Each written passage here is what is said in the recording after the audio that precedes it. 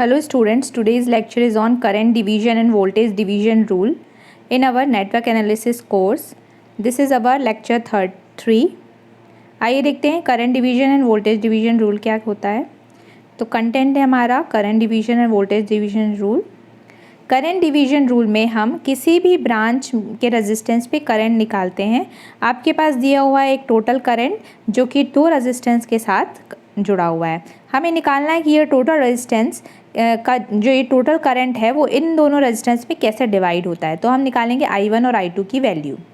ठीक है, तो जो करंट है आपका I1 IS वो आपका I1 में और I2 में डिवाइड होता है विद रिस्पेक्ट टू इन रेजिस्टेंस की वैल्यू के रिस्पेक्ट में। तो जब हम I1 निकालेंगे तो I1 निकालते समय आप न्यूमरेटर पे लिखेंगे अपोजिट रेजिस्टेंस की वैल्यू दैट इज़ R2 और upon total resistance R1 plus R2। फिर हम उसको मल्टीप्लाई करेंगे total current say that is IS। उसी प्रकार हम जब I2 की करंट को निकालेंगे तो हम अपोजिट रेजिस्टेंस की वैल्यू न्यूमरेटर में रखेंगे दैट इज़ R1 और अपॉन में R1 प्लस R2 लिखेंगे। फिर मल्टीप्लाई करेंगे उसको टोटल करंट से।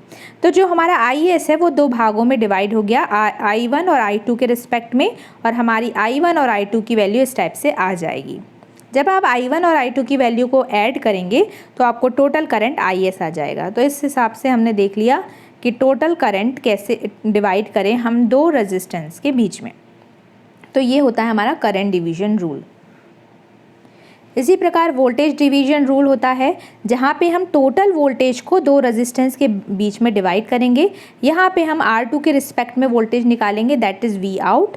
इसके लिए हमने देखा एक फॉर्मूला होता है दैट इज़ V आउट। अब जब हम निकालेंगे तो हम टोटल वोल्टेज को टोटल जो इनपुट वोल्टेज है उसको मल्टीप्लाई करेंगे किससे, वह रेजिस्टेंस जिसके रिस्पेक्ट में हमें आउटपुट वोल्टेज निकालना that is R2 upon total resistance that is R1 plus R2।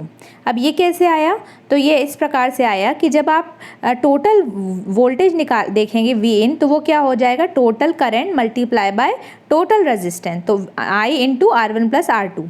अब इसमें से करंट I निकालेंगे तो क्या आ जाएगा V इन अपॉन R1 प्लस R2। तो I आ गया V इन अपॉन R1 प्लस R2, मतलब V in upon R1 plus R2 I आ गया।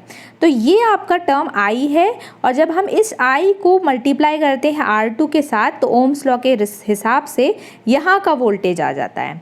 तो ये फॉर्मूला कैसे आया है आप लोग समझ गए हैं। तो ये होता है हमारा वोल्टेज डिवीजन रूल। ठीक है, आज के लिए हमने देखा current division voltage division rule. Thank you to all of you.